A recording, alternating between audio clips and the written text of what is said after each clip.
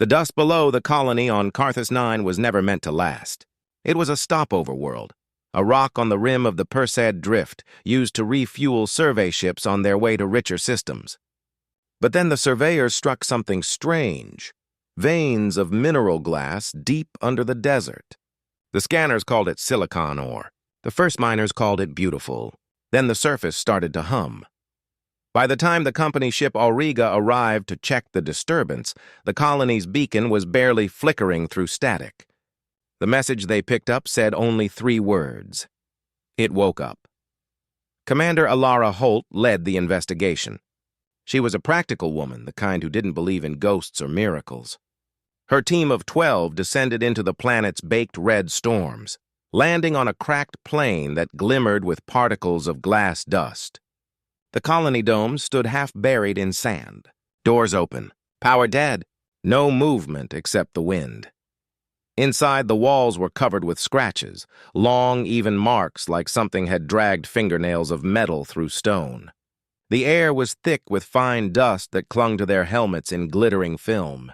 When they touched it, it pulsed faintly under the light. Dr. Wren, the exogeologist, ran a scan. "It's not dust," he said. "It's alive." Or at least, reactive. That night, the hum returned. Low, rhythmic, deep enough to rattle the floor. They followed it to the main shaft, the mine where the glass veins ran deepest, the descent. The elevator was dead, so they rappelled down by hand. The tunnel walls shimmered like frozen smoke, carved smooth, too smooth for drills. Halfway down, they found the first body, a miner curled in a fetal pose, face frozen in horror. His eyes had turned to glass. At the bottom, the tunnel widened into a hollow chamber 100 meters across. The miners had unearthed something the scanners couldn't classify. A ring, half buried in rock, 20 meters tall and perfectly circular. Its surface pulsed with faint blue light under the dust, as if heartbeat after heartbeat waited there. Wren knelt by it, brushing away sediment. The ring was etched with repeating geometric patterns that made his head throb to look at. "It's resonating with the planet's magnetic field," he said. "Whatever it is, it's been here for millions of years." The hum rose. The dust began to lift from the ground, swirling gently like smoke. Alara called for extraction. The comms hissed back static, a low whisper threading through. For a moment, she thought she heard words in it. "Stay." Then the lights went out. The first voice, they turned on helmet beams. The ring was glowing now, brighter, each pattern alive with motion, like veins carrying light instead of blood. And inside the ring, something was moving. Not an object, not air distortion, but reflections of things that shouldn't be there. Cities of glass, stars seen from underwater, creatures walking backward through light. The medic, Singh, whispered, "It's a portal." "No," Wren said quietly. "It's a mouth." The hum became a voice, deep and layered, speaking in tones rather than syllables. The floor shook. Dust cascaded from the ceiling like rain. The miners' equipment exploded into sparks. Something reached through. Not a hand, not matter, but pressure, like a thought pushing at their minds from every direction. Alara's visor filled with static. Behind it, she saw her own reflection smile. Then the ring went dark. They pulled back to the surface.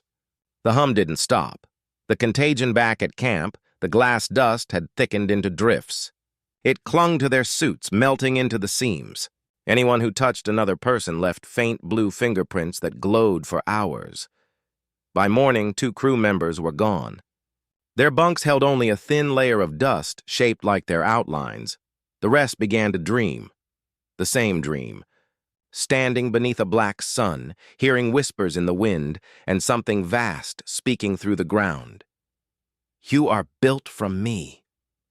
Wren started to bleed from his nose and ears. The dust crawled toward the wounds like magnetic filings, sealing them. His pulse slowed, then stabilized, too slowly. He stood up, smiling too much, eyes reflecting blue light. Alara aimed her sidearm. He didn't flinch. "The planet remembers," he said.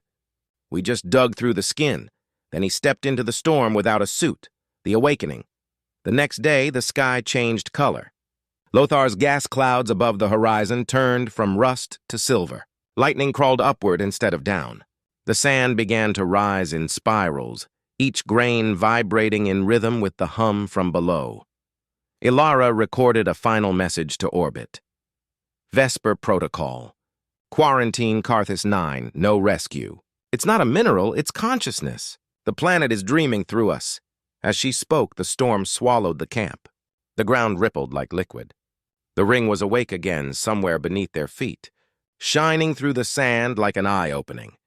She watched her remaining crew dissolve one by one, not screaming, just becoming light, as if their atoms had remembered where they came from. Ilara took off her helmet. The air shimmered with glass dust. It filled her lungs without choking her. For the first time, she understood the hum. It wasn't a warning. It was a welcome. Her last thought before the transmission cut was not fear, but awe. The sense of standing inside a mind as old as creation itself, a world speaking in dust and memory, aftermath months later. An automated survey probe from the company's next convoy passed through the Lothar system. It detected no trace of human structures on Carthis-9, only a perfect layer of silicate glass covering the entire surface, smooth as a mirror. When the probe turned its camera to transmit images, it caught its own reflection. In the reflection, someone waved. The signal cut out a second later. The last line in the log, generated by the onboard AI, read, "Source of reflection unknown. Surface appears to be observing us." End of the dust below.